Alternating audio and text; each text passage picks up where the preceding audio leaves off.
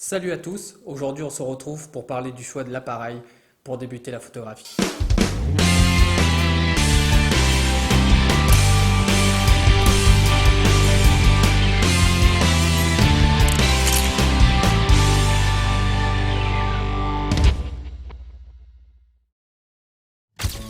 Bienvenue sur la chaîne Soyons Objectifs. Tout d'abord, je souhaite vous remercier infiniment de vous être abonné et d'avoir visionné la vidéo d'introduction. Pour rappel, il s'agit d'une chaîne participative et collaborative en partenariat avec le magazine Digital Photo. D'ailleurs, nous offrons de temps en temps un magazine. Ce sera le cas lorsque la chaîne aura atteint les 100 abonnés. Je ferai donc un tirage au sort. Pour ceux qui n'ont pas encore franchi le pas, je vous invite dès maintenant à nous rejoindre. Pour cela, c'est simple, abonnez-vous à cette chaîne et n'oubliez pas d'actionner l'alerte pour être avisé des prochaines vidéos. Le fait d'appuyer sur le pouce bleu aide la chaîne de façon concrète et m'indique également que vous avez envie de voir d'autres vidéos et aussi ça permet d'agrandir la petite famille. Je lirai tous vos commentaires et y répondrai. N'hésitez donc pas à laisser une question ou un avis tout simplement sous cette vidéo. D'ailleurs, vous avez été des milliers à me poser la question concernant le matériel. Quelques termes utilisés feront l'objet de mini-vidéos pour mieux les comprendre.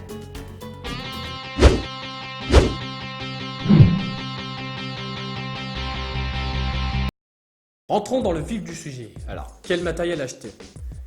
La réponse que j'apporte, c'est la mienne. C'est pas faux. Alors, je vous arrête tout de suite. Je ne vais pas vous dire du tout quel matériel ou quelle marque acheter.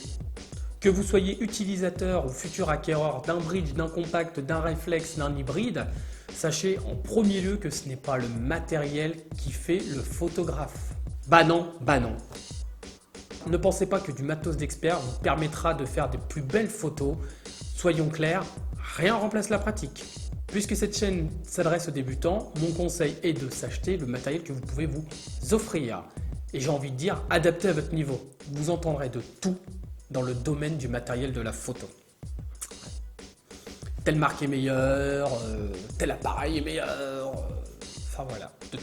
Franchement, où vous situez-vous? Quel est votre niveau? Quel est votre budget? Personnellement, j'ai débuté avec un Nikon D3100.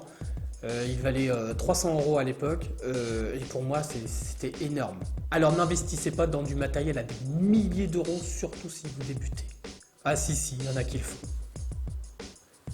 J'ai envie de dire, même si vous avez les moyens. Voyons les différents types d'appareils photo.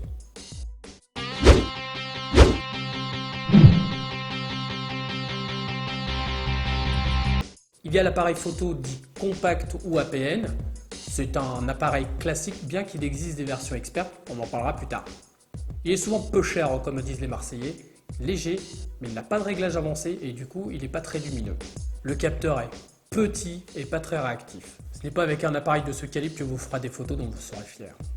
Je citerai également les smartphones, bien qu'ils deviennent de plus en plus performants, il ne reste que des téléphones. Si vous investissez un prix exorbitant dans un téléphone pour faire de la photo, vous y gagnerez à l'investir directement dans un réflexe. Car là encore, combien de personnes sont prêtes à investir une grosse somme dans un smartphone et se plaignent du prix des réflexes?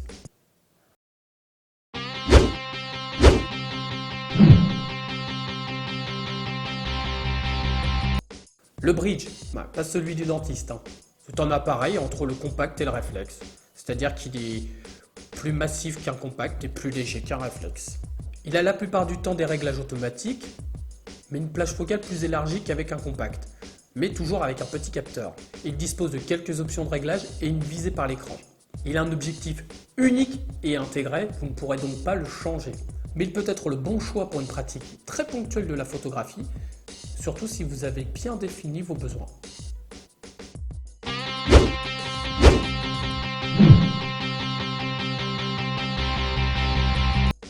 Le réflexe. Il se compose de deux éléments, le boîtier et l'objectif, que vous pourrez changer plus tard au gré de vos moyens financiers et des directions photographiques que vous souhaitez explorer. Oh, ça c'est bien dit. Vous verrez plus tard, c'est tout un sujet. Quelques caractéristiques, un capteur plus grand et plus performant que le bridge et la visée réflexe, vous savez, c'est là où vous mettez votre œil. Il est pourvu de modes créatifs que sont le mode ouverture, vitesse et manuel. Ce sont des modes que nous verrons dans des prochaines vidéos. Les réflexes sont des réglages avancés et la possibilité de photographier en RAW. Non, le RAW, c'est pas le truc que font les bébés. Un réflexe va s'adresser aux utilisateurs cherchant la qualité et la polyvalence. Je suis sûr que c'est ou ce sera votre cas. Si vous souhaitez vous laisser la possibilité de faire évoluer vos capacités de photographe et celles de votre appareil, optez pour le réflexe. Je vous conseille même de vous orienter vers un boîtier d'entrée de gamme. Et j'ai envie de dire, pourquoi ne pas l'acheter d'occasion ? Quand vous atteindrez les limites de votre appareil, envisagez-le de le remplacer ou de partir sur des meilleurs objectifs. Mais pas avant.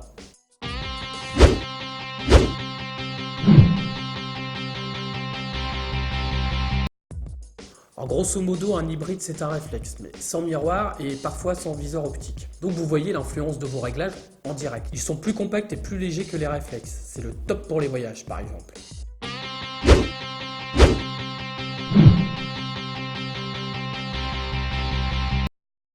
Il n'y a pas de marques meilleures les unes des autres. À budget équivalent pour du neuf, les marques se valent plus ou moins entre elles. Vous pouvez aussi vous rendre dans un magasin pour voir à quoi ça ressemble et surtout pour la prise en main.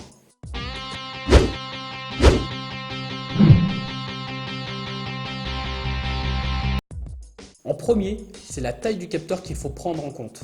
Ah, je vous entends d'ici les petits pois là. C'est les pixels. Quoi les pixels? On y revient après. Le capteur, c'est quoi? C'est ce qui remplace la pellicule. Il y a peut-être certains d'entre vous, des jeunes, ne savent même pas c'est quoi des pellicules. Plus le capteur de votre appareil sera grand, plus il sera capable d'emmagasiner de la lumière. Et donc, vos photos seront plus lumineuses. Petit instant Wikipédia, photographie vient du grec, ça veut dire écrire avec de la lumière. La taille du capteur est exprimée en millimètres ou en fractions de pouces. En gros, les compacts et les bridges sont pourvus de petits capteurs, tandis que les hybrides et les réflexes sont pourvus de grands capteurs.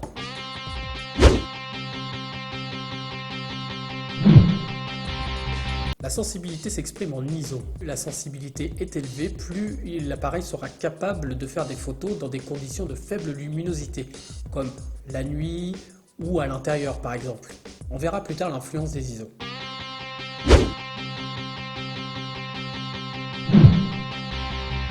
Ah, on y vient. La plupart du temps, les gens pensent que plus l'appareil a un nombre de pixels élevé, plus l'appareil fera de belles photos. Et c'est d'ailleurs souvent le premier argument de vente.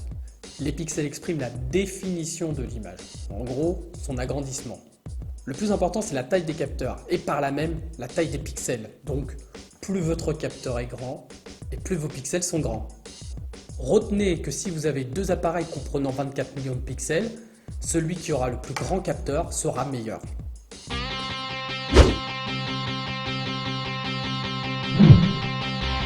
C'est l'essentiel avant tout, c'est lui qui définira votre type d'appareil. Gardez aussi à l'esprit que vous pouvez toujours l'acheter d'occasion. J'espère que le contenu de cette vidéo vous a plu et j'espère vous avoir donné quelques clés pour votre futur achat. La photographie deviendra une passion formidable. Plus vous en apprendrez, plus vous investirez de temps et parfois d'argent aussi. Alors autant faire les choses le mieux possible dès le départ ou du moins limiter la casse financièrement. Car vous verrez, il y a bien d'autres accessoires à prendre en compte comme le trépied, les télécommandes, les cartes SD. J'arrête là parce que j'ai pas envie de vous faire peur. Enfin, pour évoluer, il convient d'utiliser son matériel photo régulièrement et de connaître quelques bases et règles de la photographie. Ces règles feront l'objet de mini-vidéos. Puis on entrera dans le vif du sujet et on verra pourquoi et comment régler l'ouverture, la vitesse d'exposition et la sensibilité avec des cas pratiques et accessibles. Pour autant, on gardera à l'esprit que le plus important est de s'amuser et de faire des photos dont on soit fier. Parce que soyons objectifs, le but premier c'est de se faire plaisir.